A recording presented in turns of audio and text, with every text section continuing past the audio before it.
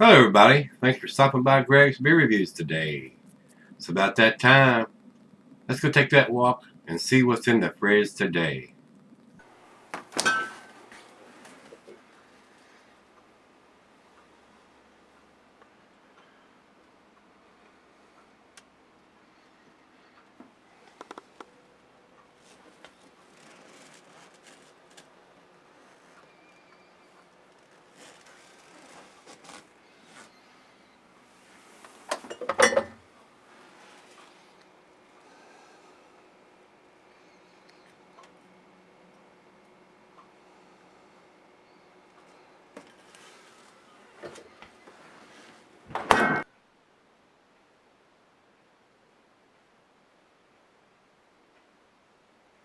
Hey everybody, thanks for stopping by Gregsbeerreviews today. Today's beer comes from Troegs. This is their Blizzard of Hops, and they're out of Hershey, Pennsylvania. Before I get into the beer, guys, I just got a quick note I want to get off my chest here. I did a Evil Twin beer the other day and got a considerable amount of dislikes on the video and a few negative comments, and people weren't happy with what I said. Well, that's just a tough shit as far as I'm concerned. It's my videos, and I'm going to say what I got to say. And on top of that, when you come and I got a lot of dislikes on the videos too. Let me tell you this little bit of information, guys. It used to bother me when I got dislikes on my videos when I first started doing craft beer reviews, but after 5+ years, going on the 6th year and pushing on 2,000 beer reviews, it doesn't bother me too much anymore. As a matter of fact, it doesn't bother me quite a bit at all, because when you come to my site and you view the video, whether you watch it for 5 seconds and hit the dislike button, or you watch the whole 10, 15, 20, even 20+ minutes of video, I'm getting paid. I'm a partner with Google. They pay me to do this. So I'm laughing all the way to the bank when you come and hit that dislike button. I'm still getting paid, guys. Still getting the money. It doesn't matter. It's views. So you're wasting your time by coming to the site if you don't like me or the content or the length of the video or whatever. It's still money in my pocket. It's views, and I get paid on that. So, like my good friend Dave Coulter says, love you long time, baby. Love you long time. So, if you want to waste your time coming to the site and hitting the dislike button, more power to you, brothers. And all you guys that post comments, say I like it, I didn't like it, or this was this and this was that, I appreciate that. And I see every one of those comments. I usually try to either thumbs up or post a comment back on those responses. So I appreciate all the great subscribers I do have. And for all you ballless sons of beaches that just want to come hit the dislike button just because you can, that's money in my pocket, brothers. So keep doing it. Love you long time, babies. Let's get on with this one. Alright, this is Troegs Blizzard of Hops. It's a winter IPA.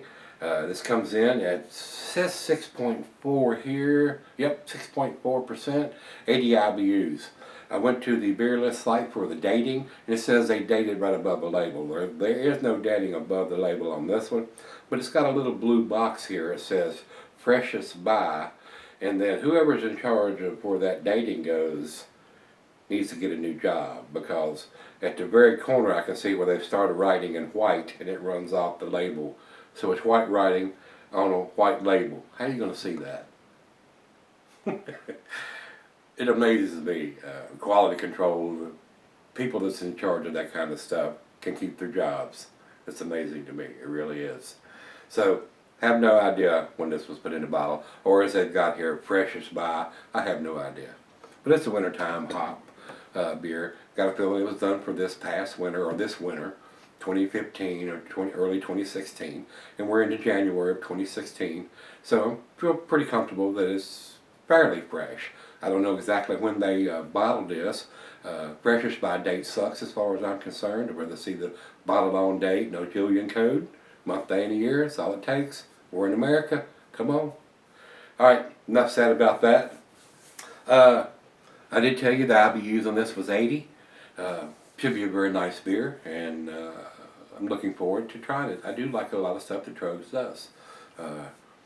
They do make some really tasty beers. They're here on the East Coast, so this may be more in line with an East Coast style IPA than a West Coast style. I don't know what hops they've used on this.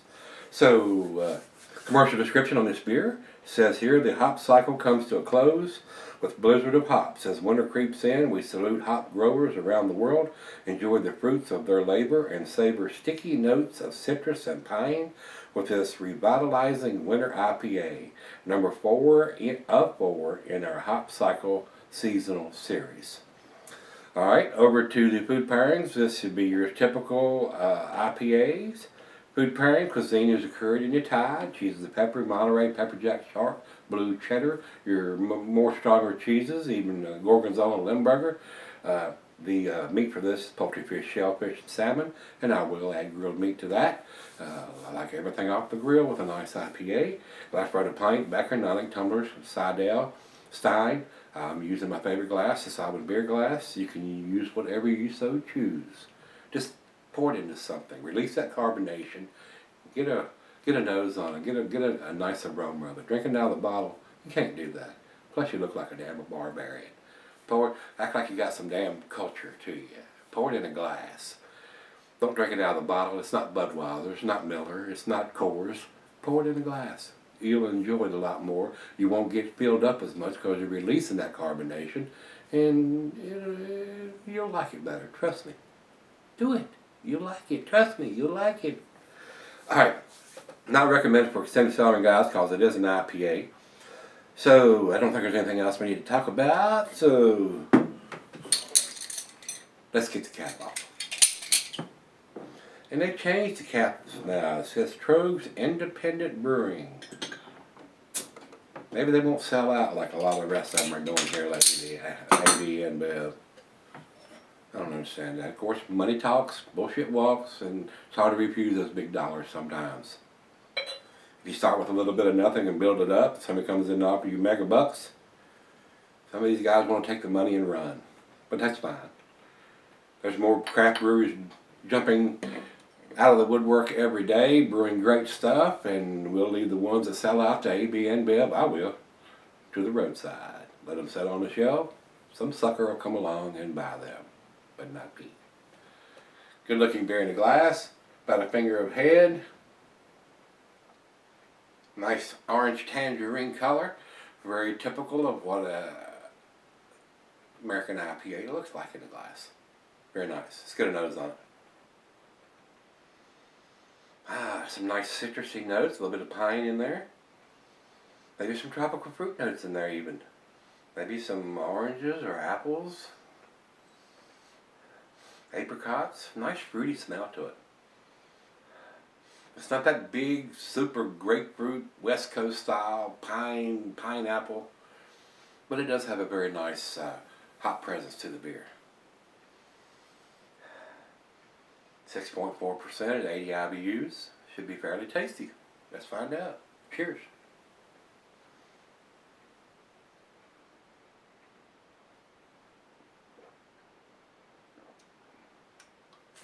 It is very nice.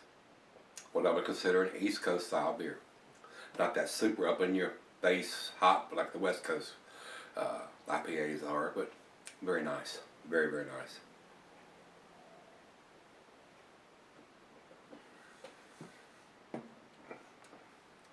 Very floral and citrusy. Very easy drinking for 6.4. Alcohol is very well hidden. Very well made beer. The only thing I can fuss about is who's ever in charge of the dating thing. It's not even in the blue label. It starts on the corner of the blue label and runs off into the white and then onto the bottle, which is not even there anymore. So we have no idea when they're saying it's fresh as pie. But you rather see the bottle on date and let me determine that, not you. Because a lot of breweries have different shelf lives. 3 months, 4 months, 5 months, 6 months on their IPAs. And I want to get it as fresh as I can. And when you tell me what you think I should have it by, I don't know whether you're giving me a 3 month, 4 month, 5 month, even 6 month shelf life. This beer is going to be much better the first month it's been put in the bottle. And putting a freshest by date on, just don't cut it anymore with me. I want to know when it was put in the bottle. Let me make that decision, not you. So, very nice, very tasty. Let me take it back and let her taste it and sip on it for just a little bit. Very nice example of East Coast IPA. I'll be right back. Alright guys, I'm back. Got this little left here. Been sipping on it about 30, 35 minutes or so. Very nice. Very citrusy. A little bit of floral hops in there. Getting some lighter fruits, some oranges, apples, apricots. Very nice. Very reminiscent to me of what a very tasty East Coast IPA tastes like. Not that in-your-face West Coast style that a lot of people are trying to copy, especially here on the East Coast, and some of them are doing a pretty good job at it. But a very nice example of an East Coast IPA. I do enjoy those because I am here on the East Coast, but I do like the West Coast style too. I like that up-in-your-face hop aroma. I really, when I brew my beers, I overly hop them to get that extra hoppiness, and the Simcoe and Cascades and the Citra hops really bring out that in-your-face hop aroma on a lot of the beers that I brew. So very nice, very nice. I did enjoy this. Like I said earlier, guys, whoever was in charge of the dating thing here, they got one letter of it into the blue box here, and the rest of it run off into the white and then onto the bottle. So whoever the guy was in charge of that there at Troegs probably needs to go back to loading trucks. It's hard to tell how many bottles went through the dating machine with it being off. So had his head up his ass as far as I'm concerned. But they did make the attempt. But somebody wasn't paying attention to what was coming off the bottling line there. Wasn't checking and making sure that the code was in the right place. So enough said about that. I do harp on the dating process quite a bit. That's how the breweries hear me, guys. Or hear us, guys. A lot of small voices out there that don't do beer reviews.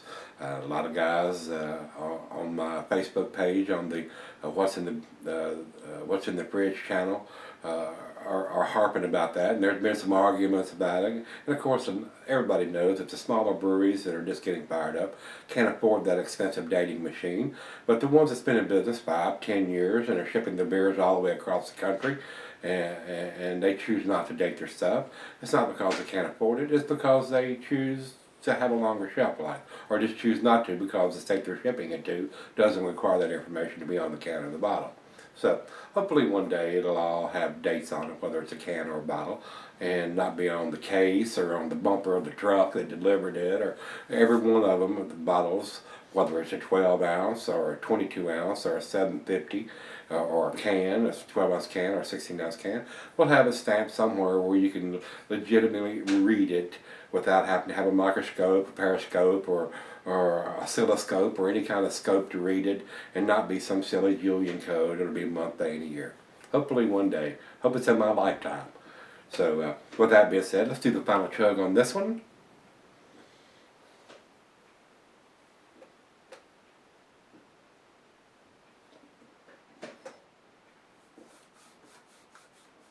Very nice. Get a little lemoniness into it too. A little bit of lemons in there. Very nice. Very pleasant beer, guys.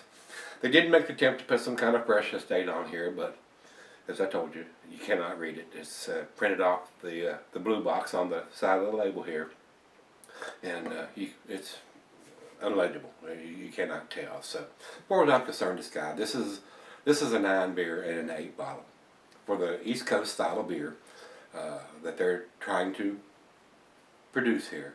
It was very tasty, but with not having the date in the area where it's supposed to be, cost them a grade point. That's the way it is. We need to be able to read that, guys. And if you can't read it, how do you know? So, with that being said, 9 beer and an 8 bottle. It is an 8 beer though. It is very tasty. A nice winter offering IPA from Troegs. Very nice. Over to Beer Advocate, they say 86 in the very good range. And over to Rate Beer, they say overall 95 and 93 in the style. If I was putting a numeric rating on this, guys, it would probably be a 91 or a 92, because I can't read their code on here. They're enjoyed by it. And of course, like I said, I'm not a big fan of that. I'd rather see a bottled on date, month and a year bottled on, so we know exactly what day it was put in the freaking bottle. and let us make the decision whether we want to have it a month down the road, or 2 months down the road, or 3 months down the road, or choose to leave it sitting on the shelf if it's been in the bottle for 3 months. But just to put in we want you to have it by this date. You have no idea how long it's been in there because different breweries have different shelf lives. So, with that being said, we're going to wrap this one up. If you've had this from Troegs or Blizzard of Hops, let me know what you think, guys. And we've got, I've got about I think there's 4 bottles in there of New Holland's Dragon's milk that's been done in different kind of barrels. So we're going to probably do a series of those over the next couple of days and get all those done. They were sent to me. I have not seen that version. I've done the regular version of Dragon's Milk, but I have not seen this particular version in the barrel-aged beers from them, and they were sent to me. So we're going to probably get into that. It's about that time of the year, a nice stout to go with these 20-degree temperatures here in January in Virginia. So we're going to probably start on that. So come on back tomorrow and let's see which one we can dig out of the fridge. See you then.